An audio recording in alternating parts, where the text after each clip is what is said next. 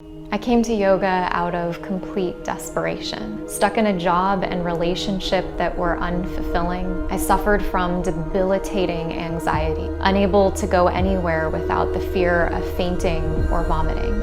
And so I turned to yoga. My first class brought me to my knees.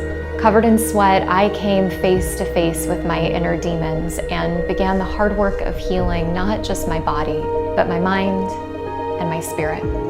One day, many years into my practice, a teacher said to me, "You want all of the benefits, but you don't want to do the hard work to get there."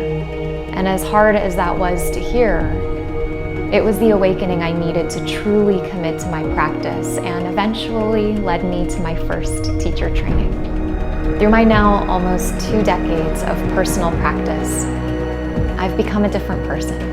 Free of the anger and self-hatred that haunted me most of my life, the practice has transformed me into someone capable of listening, capable of compassion, and capable of patience with myself and others.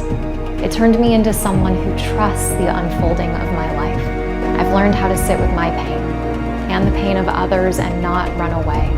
I've learned that our greatest growth most often comes from our greatest challenges, and most importantly, I've learned that it's possible to live a life of purpose, meaning, and fulfillment. Through my classes, I hope you learn to listen to yourself and the power of self-compassion.